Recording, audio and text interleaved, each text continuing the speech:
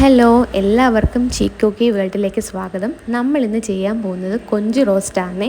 അപ്പോൾ അതിലേക്ക് നമ്മൾ പാൻ വെച്ചിട്ടുണ്ട്. പാനിനകത്തേക്ക് നമ്മൾ എണ്ണ ഒഴിച്ചു കൊടുക്കുകയാണ്.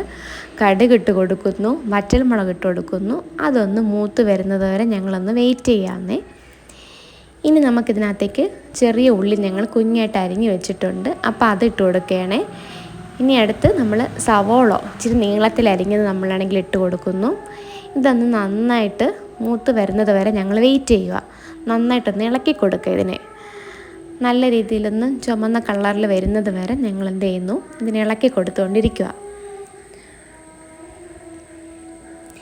ഇനി ഇതിനകത്തേക്ക് ആവശ്യത്തിനനുസരിച്ചിട്ടുള്ള ഉപ്പ് നമുക്കിനി ആഡ് ചെയ്യേണ്ട സമയമാണ്. അപ്പോൾ ഇപ്പോൾ കുറച്ച് ഉപ്പ് നമ്മൾ ആഡ് ചെയ്യുന്നു, പിന്നീട് നമുക്ക് ആവശ്യത്തിനനുസരിച്ച് പിന്നീട് ആഡ് ചെയ്യാം. അപ്പോൾ ഇപ്പോൾ നമ്മൾ ചെറുതായിട്ട് കുറച്ച് ഉപ്പ് നമ്മൾ ആഡ് ചെയ്ത് കൊടുക്കുന്നു.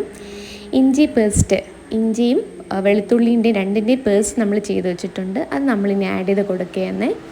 ഇനി അടുത്ത് നമുക്കിനി ആഡ് ചെയ്യേണ്ടത് ടൊമാറ്റോയും ചില്ലിയും ഉണ്ട്. അപ്പോൾ അത് നമ്മൾ രണ്ടും കൂടെ ആഡ് ചെയ്ത് കൊടുക്കുന്നു.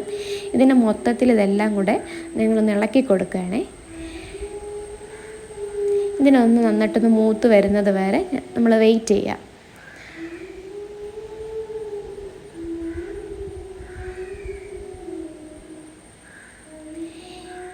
അത് ഏകദേശം ആയിട്ടുണ്ട് കേട്ടോ. നല്ല രീതിയിലൊന്ന് നിറമൊക്കെ മാറി വന്നിട്ടുണ്ട്. നമുക്കിനി ഫ്രഷായിട്ട് നമ്മൾ ക്ലീൻ ചെയ്ത് വെച്ചിരിക്കുന്ന കൊഞ്ച് നമ്മളെടുത്ത് മാറ്റി വയ്ക്കുകയാണ്.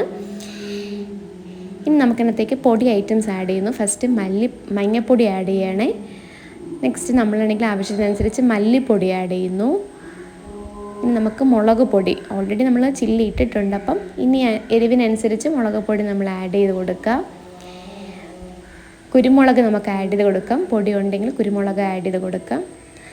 റോസ്റ്റൊക്കെ ആയതുകൊണ്ട് ഇച്ചിരി നല്ല രീതിയിൽ നല്ല ടേസ്റ്റ് ആയിരിക്കും നമ്മളിതൊക്കെ ആഡ് ചെയ്ത് കൊടുക്കുമ്പോൾ. ഇനി നമുക്ക് കൊഞ്ച് വേവാനായിട്ടനുസരിച്ചിട്ടുള്ള വെള്ളം നമ്മൾ ആഡ് ചെയ്യാം. നമ്മളിപ്പം 2 വലിയ ഗ്ലാസ്സിലാണ് നമ്മളിപ്പം വെള്ളം ആഡ് ചെയ്ത് കൊടുക്കുന്നത്. അപ്പം നല്ല കനലുണ്ട്. അപ്പം നല്ല രീതിയിൽ നമുക്കാണെങ്കിൽ അത് വെന്ത് കിട്ടും. അപ്പോൾ നമ്മൾ 2 കപ്പ് വെള്ളം ആഡ് ചെയ്ത് കൊടുക്കുന്നു. അപ്പം വെള്ളം ഏകദേശം തിളച്ച് വന്നിട്ടുണ്ട്. ഏകദേശം ആയി, നമ്മുടെ എല്ലാം ഒരേ രീതിയിൽ വന്നു കഴിഞ്ഞു. ഇനി നമുക്കാണെങ്കിൽ കൊഞ്ച് ആഡ് ചെയ്ത് കൊടുക്കുകയാണേ. അപ്പം നമ്മൾ ക്ലീൻ ചെയ്ത് വെച്ചിരിക്കുന്ന കൊഞ്ച് ആഡ് ചെയ്ത് കൊടുത്തു.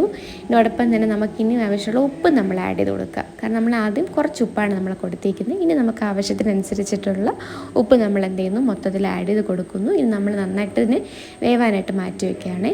ലാസ്റ്റ് നമുക്ക് കിട്ടിയിരിക്കുന്നത് ഈ ഒരു രീതിയിലുള്ള ഔട്ട്പുട്ടാണ്. നല്ല ടേസ്റ്റായിരുന്നു.